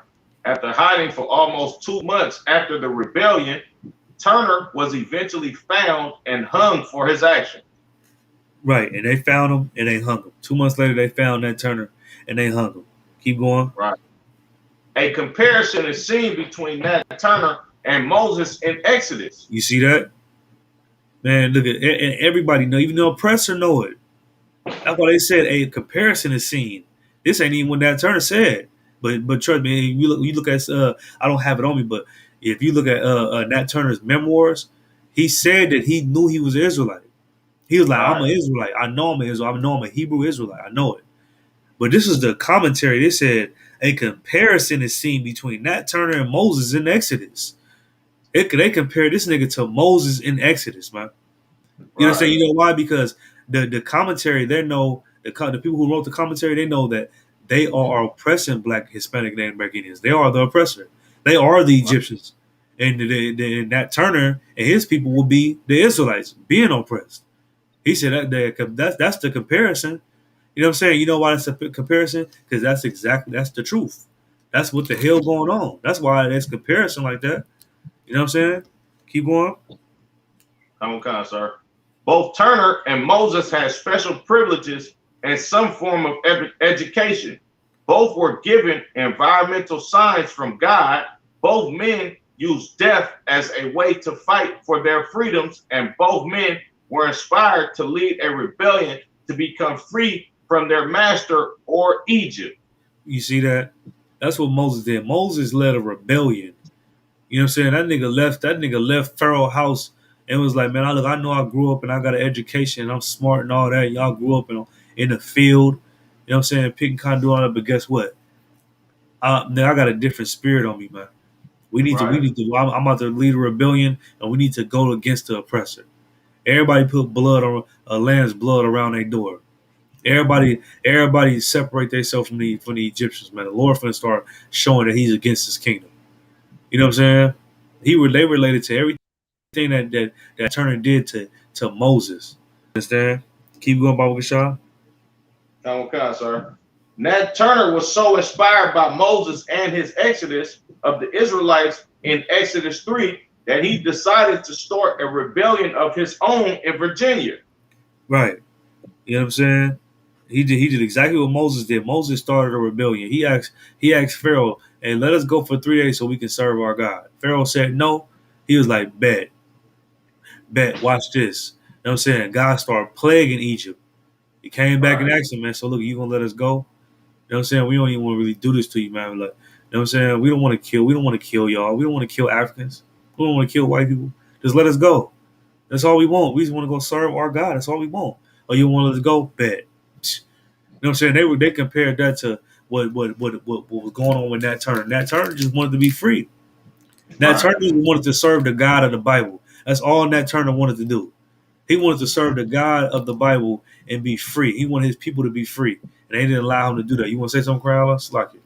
I'm too wild, sir. Go ahead. Oh, yep. Keep going, Baba Gashah. Okay, sir. Moses did not have the Bible during his time. However, he did have a special relationship with God to guide him. Yeah. Moses received explicit instruction directly from God, telling him to overthrow the Egyptian government and free the Israelites from their oppressors. You see that? Moses had the same intuition. God told Moses to start a rebellion to free the Israelites. Right. You understand? Start a rebellion and free the Israelites from the Egyptians. Keep going. Come on, sir. Turner used Moses' valiant story as a way to justify his rebellion. You know?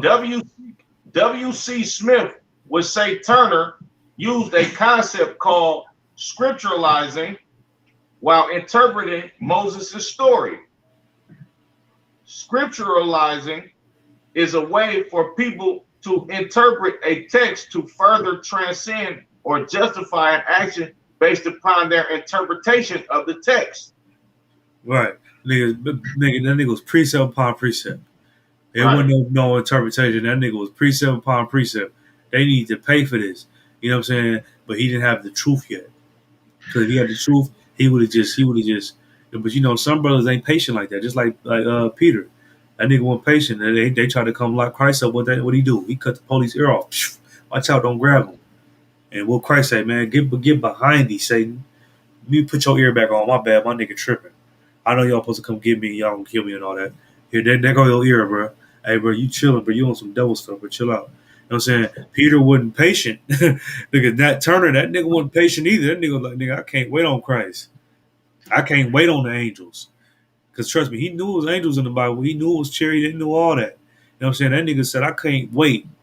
I can't wait. I'm about to try to take my vengeance right now. Vengeance ain't of the Lord. You understand? That's why it's so important to be in the truth and be guided by men in the truth, because then you won't make irrational decisions like this. You know how many fake Israelites that came out in the last couple of years and ran in Jewish synagogues and killed people and stabbed people and all that, and they tried to tie it back to the ISUPK? Nah, man, we are a non-violent group, man. We don't tell nobody to hurt anybody. You understand? But for time's sake, you know what I'm saying? Because time is only like 1:28. Let me see. Let me see. Yeah, we're gonna scratch that. All right, so yeah, let me get Lost Tribes in Promised Land. I sent you the pictures of it. So you know what I'm saying? So yeah, we got the story of Moses and we got Israelite Hill as well, both in Virginia. two separate different times. You understand? Right. They knew they was they knew they was Israelites. Moses knew he was an Israelite. He related his story to Moses. The Israelite Hill, the brother Sam White, he knew he was an Israelite. He started a community called Israelite Hill, where they called themselves Israelites. You know what I'm saying? Well, the Right. black people been in him knowing that there was Israelites. So now let's go to Gad. Let's go to the Native American Indians, because guess what? They got a lot of history knowing that they Israelites, man. They got a lot of Right. history. Let me see. You got it. Lost tribes, lost tribe discovered in New York. Common Khan, sir. You reading when you got it, Baba Kasha? Common Khan, sir. In September 1644, a Portuguese Marano named Antonio de Montesinos arrived in Amsterdam after having lived for some years in South America, and proceeded to tell the leaders of the recently established Jewish community there a story that caused them to think of him as a latter-day Eldad the Danite. Right. Two and a half. It said he arrived in Amsterdam after lived for some years in South America, and proceeded to tell the leaders of the recently established Jewish community there. So this brother lived. I mean, that's not just brother, but this Edomite. You know what I'm saying? And he was from where is he from? He was from Amsterdam, but he stayed in South America, living amongst the Native American Indians for quite some time. You understand? But keep going. I'm okay, sir. 2.5 years before, he told them while traveling in the wild mountains of Quito, he had heard some of his Indian guides remark that the natives of that country deserved all the suffering they had undergone at the hands of the Spaniards. When he asked them to explain why they thought such a thing, they had replied mysteriously that it was because we so badly treated a holy people, the greatest in the world. Nothing more had been offered by them on this point, but later in the same conversation, Francisco, one of the Indian guides, had declared that his countrymen would have been avenged upon the Spaniards in time anyway, by Right. means of a people now hidden. Right. So Francisco, like, yeah, man, look, I know y'all treated us badly. I know the Spaniards came over here, they conquered my people, destroyed us and all that. But guess what? We gonna get revenge. We gonna be Right. avenged for what's going on. You know what I'm saying? Keep going. The two references apparently were to the same people, but Montesinos, not seeing their full meaning in that moment, had put the whole matter out of mind for the time being. Right. Upon his return to Cartagena, the Judaizing Montesinos had found himself accused by the Inquisition and put in prison. Praying for Right. salvation. Montezino was a Native American Indian, and they calling him a Judaisian Montezino, meaning that they trying to call him a Jew. And we're reading out of the book of the Lost Tribes and Promised Lands. Right. This is the book that we're reading out of. I'm saying page 363. You know what I'm saying? And 364. But they calling him a Judaisian Montezino because his name was Montezino, but they're trying to say that he was a Jew. Or what they trying to say? You understand? But keep going. Come on, sir. And it said had found Slaki. It said had found himself accused by Inquisition and put into prison. Meaning that the Spaniards had said he did something and they put him in prison. Right? Keep going. Praying for salvation in his cell one day, he was reciting what was by then a standard formula. Right. So he was in his cell one day after they done put some charges on him. He in his cell praying. You know what I'm saying? What do you say? Keep going. Among the New World Maranos, blessed be the name of the Lord. who has not made me an idolater, a barbarian, a Negro, an Indian. Right. And he was like, I'm not none of the things that they saying I am. I'm not Right. no Indian. I'm not no barbarian. I'm not a savage. I'm not a Negro. I'm not none of that. I know who I am. You know what I'm saying? Blessed be the name of the Lord. You know what I'm saying? Blessed be Yahweh in the Hebrew. That's what he said. Keep going. Right. Salakia. When suddenly be stopped, those Indians, he told himself, they are Hebrews. Right. They're like, man, look at they Hebrews. Them Indians who we've been calling Indians and savages and barbarians and Negroes, those niggas are Hebrews. Keep Right. going. Pondering this thought incredulously, Salakia, and yet with growing conviction, he resolved that if he ever was released, he would seek out the Indian Francisco and try to learn the truth. Right. He was like, man, look, if I get out, I'm gonna try to seek out the Indian Francisco, and I'm gonna try to learn the truth about Indians actually being the Hebrews. You know what I'm saying? Keep going. Montesino, Montesino. Yeah. Montesino's story unclear as to the circumstances of his incarceration is equally unclear as to those of his release. Well, he like, man, I don't know what the hell. I don't even know what the hell I'm in jail for. I'm trying Right. to get up and see something. You know what I'm saying? Keep going. But released he was, and he immediately went to Francisco, revealing himself as a Jew. Montesinos proclaimed his conviction that Francisco's hidden people were of the same race as he. Would Francisco lead him to them? Right. So he was like, man, if I proclaim myself to be a Jew, will he lead me to these Israelites, to these Hebrews? Keep going. All right. Okay.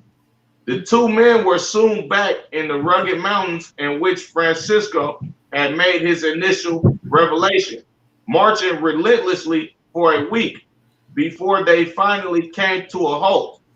It was a Saturday. Montesinos made a point of telling us, and they had come to a river larger than the Douro. Mm-hmm. Salakia, okay.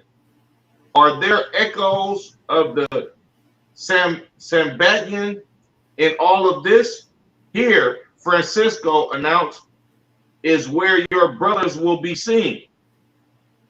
Waving a banner high in the air, the Indian guide soon was greeted by a puff of smoke far beyond the other bank of the river in response to his signal. Right. So they on the river, and they got this flag up, and it looks like they waiting on somebody. You know what I'm saying? They waiting for somebody to come up the river. Keep going. The two men waited. Eventually, a canoe appeared, bearing 3 men and women, all of them Indians, to the place where Francisco and Montesinos were standing at the water's edge. The woman got off and spoke to Francisco in an Indian tongue that Montesinos could not understand, although he could perceive that he was being identified in the conversation. She then turned to her male companion to explain the situation. Upon hearing her words, they rose, went over to Montesinos, and to his utter astonishment said, Shema Yasarel Adonai Elohinu Adonai Ehad. Hear, O Israel, the Lord our God.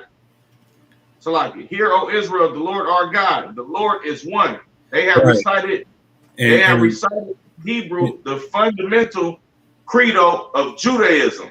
Right. That's the fundamental credo of Judaism. Like that's one of our sayings that we say.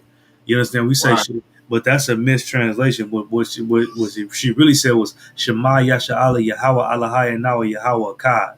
You know what I'm saying? That means exactly what it said. Hear, O Israel, the Lord our God is the Lord of one. Akkad means one. Shema Yasha Right. Allah Yahweh Allahai Nawa Yahweh Akkad. You know what I'm saying? That's what she said. And he heard that. And what happened? Keep going. I'm kind, sir. And that's Hebrew. You know what I'm saying? So he That, like, nigga, what the hell is going on? They speaking Hebrew? The hell? Keep going. I'm kind, sir. A brief conversation then ensued in their common ancestral tongue, according to Montezinos, whose fluency in it is almost as perplexing to the reader of his narrative as as is that of his three mysterious new companions. They told him that they were themselves of the tribe of Reuben and that the tribe of Joseph lived on an island nearby. Right. So they was like, man, don't be shocked that they're speaking Hebrew. Yeah, we the Israelites. I'm from the tribe of Reuben, the tribe of Joseph, Manasseh, and all them. Yeah, they stay over there. You know what I'm saying? Yeah. Naphtali, all that we all on these islands, man. You know what I'm saying? That must have been an amazing thing to find out right there. You know what I'm Right, saying? Real talk. But this is them knowing that there was Israelites in the 1600s. You know what I'm saying? right, This is the 1600s, 1500s. This is the 1606, 1604. You know what I'm saying? Before that, that's crazy. Keep going. right. The day when they were at least to issue forth into the new world was coming soon. They explained, but in the meantime, they could not follow visitors to cross over to them. So Right. they could not allow visitors to cross over to them. Right. They couldn't allow visitors to cross over. I mean, they couldn't allow no more Europeans to come and greet up and meet up with them. It's already been 100 years. When they go in slavery, 1942. You know what I'm saying? It's been 50 years, and it has been hell for them. You know what I'm saying? They're like, no, we can't allow y'all to come. We'll come over here and meet y'all. To what's up? What's going on? You know what I'm saying? What y'all got? What y'all got to say? You know what I'm saying? But y'all can't come to us. Y'all can't link up with us. Y'all done brought smallpox. All of us dying. We tawab off of that. Keep going. Come on, sir. They were willing to make an exception in the near future, however, on account of their need for education. For though they spoke Hebrew, they could not read or write it. Would Montezinos send them 12 bearded men to be their teachers? Right. So He said, Montezino, he like, man, they like, nigga, we already know, but we know the Bible. You know what I'm saying? We can't read or write it, but we speak Hebrew. You know what I'm saying? We from I'm a Reubenite. You know what I'm saying? right, All my brothers on this now, we are the 12 tribes of Israel. Yeah, we can't read and write it no more. You know what I'm saying? But we speak it fluently.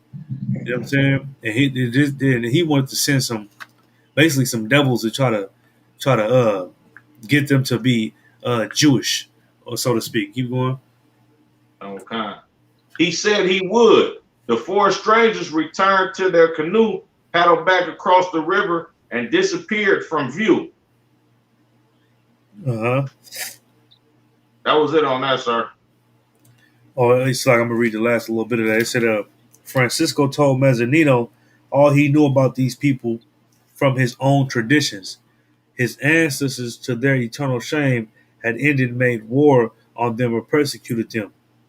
I'm saying they said, the God of these Slakia, only the sorcerers of his tribe had perceived that they were special people, and had given warning that they should be left alone. The God of these children of Israel is the true God.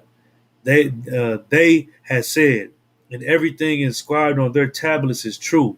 And at the end of the days, they will be lords of all the nations of the earth.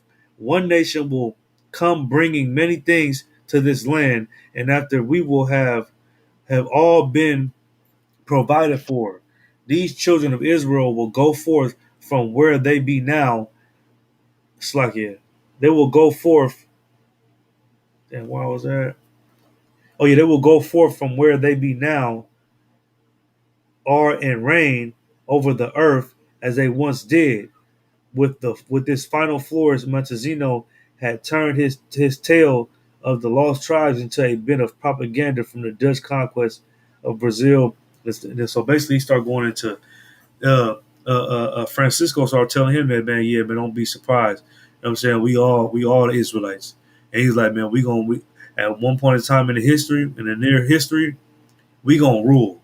The Lord scattered us over here and all that, but we serve the true living God. And one day, even though we being conquered by these Spanish and all these different tribes, I mean these different Europeans, we gonna conquer them.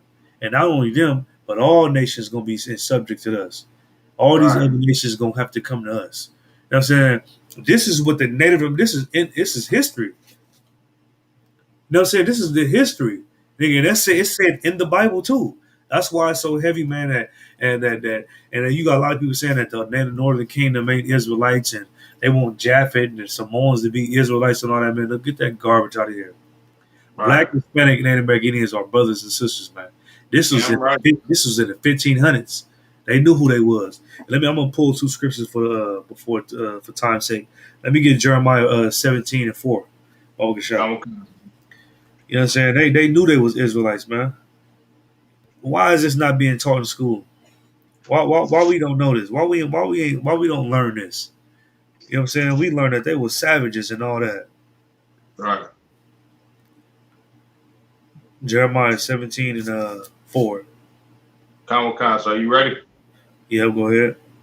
This is the book of Jeremiah, chapter 17 and verse 4. And thou, even thyself, shalt discontinue from thy heritage that I gave thee.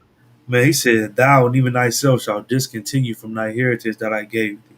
You know what I'm saying? Right now, we don't know, but Black, Hispanic, Native American Indians don't know who they is according to the Bible.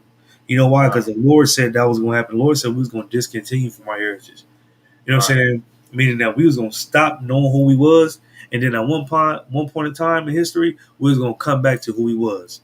You know what I'm saying? But that's what's going on right now, man. And that we at that time right now where we know who we is now.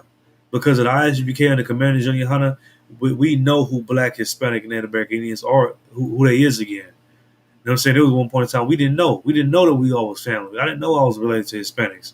I didn't know I was related to Native American Indians. I didn't know that we was the 12 tribes of Israel. You know what I'm saying? But the scripture say you're going to discontinue from your heritage. Meaning you're going to fall off for a time. You ain't going to know who you is, and you're going to come back to knowing who you is. You understand? And that's so important because that was Francisco and Montezino was going through at the time. You know what I'm saying? He didn't know that them niggas was Hebrew Israelites because they had discontinued from their heritage. They couldn't read or write it. They can speak it though. They can speak it fluently, but they couldn't read or write it. They slowly started to discontinue from their heritage. It's like when Nat Turner and them, they knew they was Israelites, but they knew they was Israelites because of the Bible, not because it was handed down to them. They knew it because they was reading the Bible, you know, and you know why? Because we discontinued from our heritage. Or us passing, like it should be a simple thing to know who you is and to tell your children who they are. That should be a simple thing. But when you up under this devil and this oppressor, it ain't so simple, especially when they naming you something every goddamn 10 years. Negro, Black, African American, Afro American. You know what I'm saying? They do that for a reason. They want to hide who you really is. Because if you find out you're an Israelite, you know what I'm saying, and you find out that you serve the God of the Bible, and you're the only person that people that has a God, they're gonna feel horrible. Because they gonna know then that damn, we should have never did this to these people, man. And that's what Sam White, slave master, said. He's like, damn, we should have never did this to these people. You understand? And he gave them 400 acres of land. Once white people find out who we is, man, they're gonna be trying to give us everything. You know what I'm saying? All nations gonna try to cleave into us, like the scriptures say. But then you can't come in this school. You can't come in here. America gonna start failing, and it's gonna start getting destroyed, and all these stocks gonna start to fall, and all these different countries gonna stop dealing with America, and these other nations they gonna look at the ISUPK. They're gonna be like, damn man, maybe I can go to them. No, you can't come to us. You know what I'm saying? We're gonna be doing exactly what the disciples said to Christ. Man, she cry out at us. Please send her away, Christ. Send her away. Then she cry out at us. Nigga, we gonna be like, nah, nigga, watch out, bro. Get up out of here. You know what I'm saying? Get up out of here. We don't care if you know your place. Get up out of here. Because we was destroyed in the goddamn ghetto since forever. Nobody cared. But now that America is suffering, people care now. You know what I'm saying? Now they care. And that's why it's so heavy about you know who you is and knowing who your oppressor is, and just knowing that the Lord gonna be with you when you keep these laws, statutes, and commandments, man. You know what I'm saying? Just like how he was with Moses and them. Like when your oppressors suffer, it's always good. Like when the Egyptians were suffering, the Israelites was good in Egypt. They was solid. They was solid.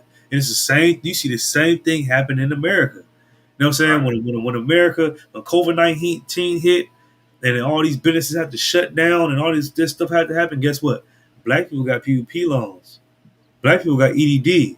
We didn't have to go to work. We had hella more kids. We were solid. You know what I'm saying? When every time your oppressor, something happened to your oppressor, we benefit off of that. Nigga, we benefit off of the oppressor being destroyed after the struggle because the pandemic and all that. The same thing was happening in Egypt. You know what I'm saying? The same thing was happening. But hell yeah, man, we discontinued from our heritage. Let me get Deuteronomy. Matter of fact, I'm gonna, just for time's sake, just give me Baruch and the Apocrypha. Baruch and the Apocrypha. Baruch chapter 2 and 29. Okay, sir. This is the book of Baruch, chapter 20, chapter 2 and verse 29. If ye will not hear my voice, surely this very great multitude shall be turned into a small number among the nations where I will scatter them. Right. This is what the Lord said. The Lord said, if you don't listen to my word, you're gonna be scattered amongst all nations, and I'm gonna scatter you at. And that's what happened. We got scattered all throughout these islands, all throughout the Americas, all throughout Europe, all throughout these different places, man. You know what I'm saying? And guess what happened? When you get scattered, eventually you ain't gonna know who the hell you is. You ain't gonna know your culture and none of that. Keep going, Baba Shah. You said Baruch 29. Keep going, right? Yeah, keep going, Baba Shah. Salakia, sir. Verse 30. For I knew that they would not hear me because it is a stiff-necked people. Right, but the Lord knew you weren't gonna hear him. You know what I'm saying? Because you were stiff-necked people, meaning that you don't want to listen. Keep going. Okay. But in the land of their captivities, they shall remember themselves. But in where? In the land of their captivities, they shall remember themselves. But in the land of in America, you gonna remember who you is. You gonna remember you were Israelite. You know what I'm saying? And being in Britain, you gonna remember you was Israelite. Being in Central South America, you gonna remember you are Israelite. You gonna just like Nat Turner did. Nat Turner didn't know he was Israelite as a kid reading that book. He was just reading it because they wanted him to read it. They thought that by them teaching him the Bible and letting him get educated, that he was gonna be the person that have influence and teach the people how to be the best Christians ever and love their oppressor. And it backfired on him. It didn't happen like that. That nigga picked the Bible up and found out he was a goddamn Israelite. And it changed the whole game. Everything was changed after that. You know what I'm saying? But it said in the land of what? Keep going, Mark Bishop. Read it again. But in the land of their captivity, they shall remember themselves. Man, but in the land of your oppression, in the land where you getting oppressed at, you gonna remember yourself. You gonna remember that you're not black, Hispanic, Native American. You are Israelite from the tribe of Judah, from the tribe of Issachar, from the tribe of Gad, Simeon, Naphtali, Levi. You know what I'm saying? Right. Benjamin. You gonna remember all that. That's what you're gonna remember. You understand? Because the knowledge is gonna start going to and fro. You're gonna start coming up on this knowledge. You're gonna find out that it's true. You're gonna be like, damn, I'm those people. I fit the curses. I fit what the Bible say. Keep going. Right. Okay, sir. Verse 31, and shall know that I am the Lord their God, for I will give them an heart and ears to hear. Right. And he said, you shall know that I am the Lord their God, not everybody's God. And we're going to find out that we actually serve a living God that is our God and not everybody else's God. You know what I'm saying? Because guess what? If our God was everybody else's God, they would get a pass for what they did to us. Your oppressor would get a pass for enslaving us. You know what I'm saying? The white man will get a pass for putting drugs into our community. He gonna get we all serve the same God. We all got the same God. Why you gonna get punished for it? You know what I'm saying? But he's the God of Israelites, man. And you read it again, he's the God of, he said what? Okay, sir. For I will Salakia, and shall know that I am the Lord their God. Uh-huh. And will give them an heart and ears to hear. Right, and then we'll give them hard ears to hear. What did Christ say? Christ said, "My sheep shall hear my voice." What did Revelation say? He that have an ear, let him hear. You know what I'm saying? We gonna know everything that's written in this Bible, man. You know what I'm saying? And we gonna get a heart to understand, right? What is heart? Your heart is your mind. We gonna get a mind to understand these things. You understand? Because it's been watered down, diluted for so many centuries. You understand? We nigga, that's why we've been discontinued from like what the scripture said in Revelations. I forgot what scripture, but it said the truth gonna be shut up in the earth. You know what I'm saying? It's gonna be shut up for a time. You understand? It's gonna be shut up for a time, meaning that nobody's gonna have the truth. But in 1969, we got the truth, and we've been passing it down since 1969. Keep going, Bogashaw. Okay, sir. Verse 32. And they shall praise me in the land of their captivity and think upon my name. Right, and we're gonna praise the Lord in the land of our captivities, man. We're gonna come back to start serving serving our God as a nation. You understand? We're gonna come back to start serving our God as a nation in the land of our captivity. Not when we get in our land, not when Christ return with the angels to destroy everybody. We gotta start doing it right now. You know what I'm saying? That's what the scriptures say. Keep going. Okay, sir. Verse 33. And return from their stiff neck and from their wicked deeds, for they shall remember the way of their fathers which sinned before the Lord. Right, and we gonna remember that. Damn, only reason why we in the goddamn ghetto, we got roaches in our house. You know what I'm saying? We on SSI. We get the women get more money than us. The black man looked at as just garbage. You know what I'm saying? We got to go to camp every goddamn weekend. You know what I'm saying? All these different stuff going on. This is going on because our ancestors sinned against God. That's the only reason why this happened. You know what I'm saying? It's only we got a drinking problem, we got a weed problem, we got a pill problem, we got a sleeping with whores problem. You know what I'm saying? We got a gangbanging problem. We killing each other. We can't stay out of jail. We can't do this. All this is going on because our ancestors disobeyed their power. We gonna realize that that's why this happened. That this happened because we went on slavery on slave ships because my ancestors disobeyed God. God damn, we was put in the ghetto and this oppressor was put over us because we disobeyed God. That's how our woman was turned against us because we disobeyed God. We gonna start everything's gonna 1 plus 1 gonna be 2. We gonna start adding all this stuff up. We gonna start adding all this stuff up and be like, damn, you know what now? So what we need to do now? Because we tried everything else. We need to start serving God. I'm about to start serving God, and that's what a lot of brothers did in ISUBK. You know what I'm saying? Brothers out there, I know for sure that's what happened with me. I used to be all the time. I'm like, well, how am I in jail again? What is going on? But this don't make no sense. And I'm watching ISUBK. I'm like, man, them niggas bringing something out. I want to do that, but right now ain't the time. I'm gonna do it on my time. You know what I'm saying? I'm getting this happening and this happening. I'm just like, what the hell is going on? And I started thinking, like, you know what, bro? I'm up under curses. I'm up under some curses, bro. There ain't no way whether I feel like the doing it or not doing it, I'm gonna have to do this, bro, or the Lord gonna kill me. I'm up under the car. I entered a blood covenant with God.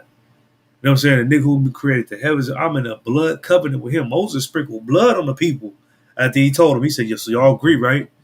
That's in Deuteronomy. He said, so y'all agree? All y'all agree? For sure. Here's the blood. Here's the blood. The heaven and earth, I bear witness. I bear witness. They said they're going to keep everything. Keep going. Yep. My rib, she got a cut, like right now. Go to work. Okay, yep. Read the last scripture, Bokasha. You want 34? 35. 35? And I will make an everlasting covenant with them to be their God, and they shall be my people. And I will no more drive my people of Israel out of the land that I have given them. Right, and that's what we just read in Lost Child Promised Land. He said, man, we slaves, but guess what? One day y'all gonna serve us. You know what I'm saying? So I don't want to be long with it. You know what I'm saying? To water for everybody tuning in, like and sharing the class. And with that being said, we go into class. Y'all about Shema Shabbat Gathala, our brothers. Y'all Shema Shabbat Shema Shout out to Shalom. Shalom.